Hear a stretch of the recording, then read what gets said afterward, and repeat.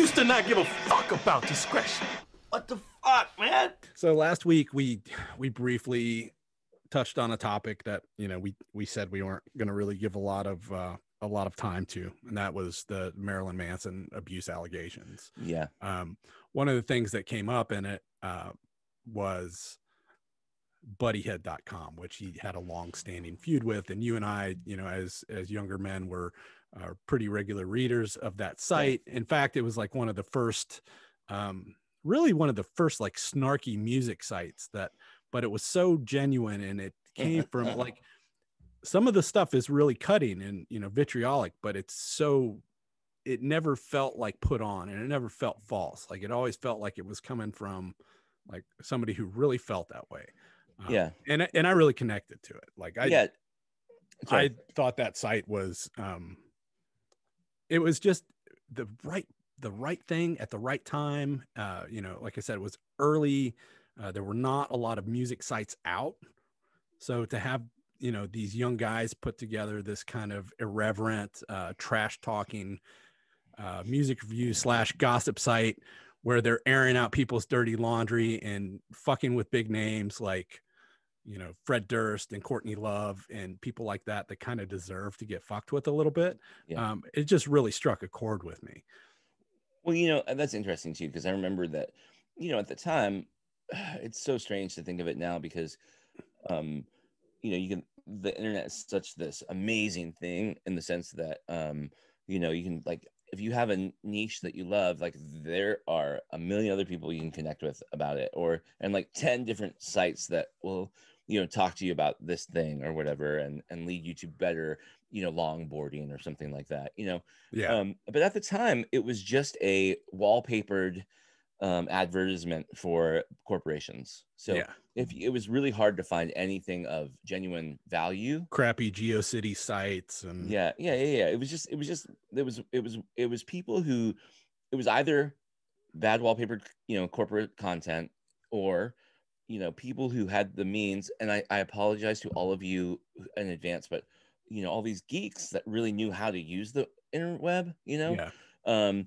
I saw this great meme the other day. It's the Microsoft guys dancing to, you know, for making Windows, like all this money with Windows. It's just the founders on the stage, and it's like, what the it is just, it's nerd central. I mean, but here they are celebrating their win, and they're gonna go have sex with fucking supermodels on private planes in a couple of minutes. But so I'm like all for them. And so when I say geek, I don't mean that derogatorily. I mean, you own the world right now, so you won. The meek have inherited the earth, right?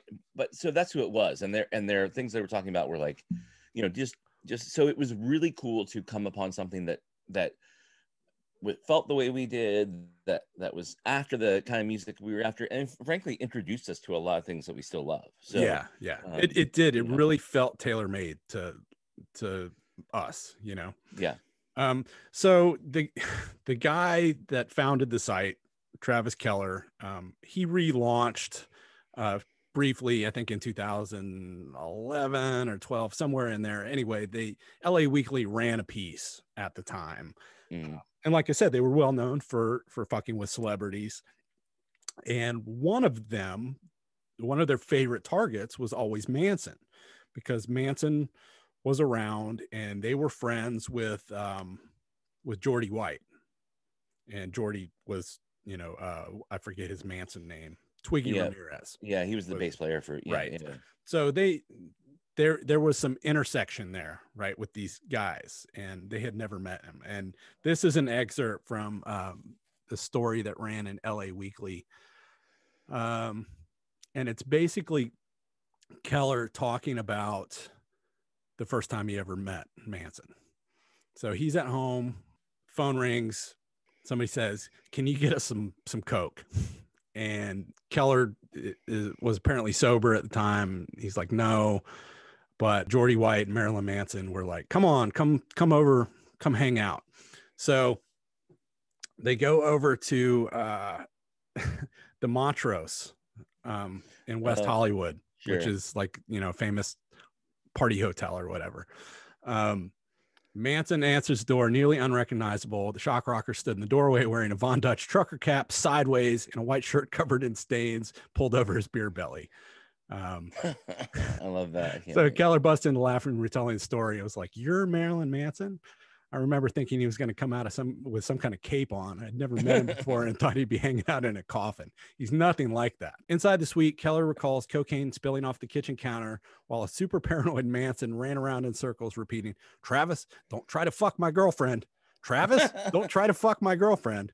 The off-limits girlfriend was a certain young actress, then just 20 years old. They called her Snowflake because I guess when they played shows, she'd hold the coke. While the rest of the party hoovered cocaine, Keller plugged in his iPod in the stereo and cranked up Led Zeppelin.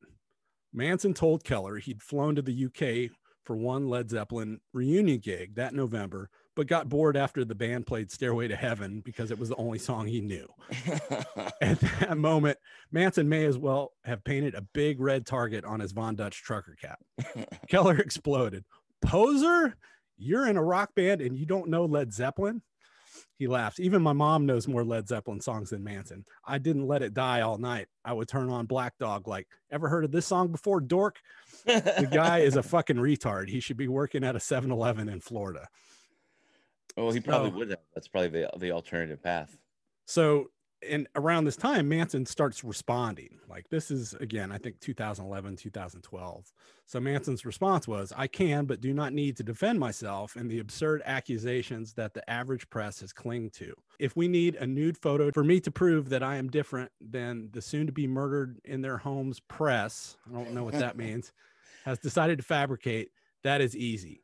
If one more quote unquote journalist makes a cavalier statement about me and my band, I will personally, or my fans, with my fans' help, greet them at their home and discover just how much they believe in their freedom of speech. I dare you all to write one more thing that you won't say to my face, because I will make you say it in that manner. That is a threat. Signed, MM." So that's the ramblings of a drug-addled mind, no doubt. Yeah, cocaine psychosis, right? Right. Buddyhead writes back a response to this, what's essentially a death threat. Says, "Just humor me for a minute. I'm trying to visualize a scenario in which Marilyn Manson actually acquires my home address, achieves a mental state that's close enough to sobriety to allow him to successfully type it into Google and print out the directions, and then makes it all the way over here without getting distracted and sucking off a vagrant along the way." He rings the doorbell. I open the door and he says, "I'm Marilyn Manson, and I don't like what you've been saying about me on the internet." Now let's pause right here. What does he think the reaction is going to be? Does he seriously think anyone over the age of 2 would be afraid at this point? And what is he going to do exactly? Make me say it? Slap me? Why would he think he even has to make me in the first place? I'd be more than happy to voluntarily tell him he's a hack. On the other hand, I'm seriously supposed to be afraid of anyone who would openly admit being a Marilyn Manson fan, much less anybody who would blindly take orders from a washed up middle-aged poser in clown makeup. Boom. I love that. That's not a mic drop. I don't know what it is. Yeah, that's good. I mean, I think that's it, especially at the time, there's this guy here now who's awesome, really nice guy, phenomenal, just from a different worldview, and by all accounts a good musician, again, really nice guy. And he, through discussions, you're working in the studio, you're gonna, well, what's your favorite band? Oh, what about this album? So. And what I've learned is that he likes a lot of bands that I don't. I would be surprised if he said, I would be surprised if I said Marilyn Manson, he said, I don't like them.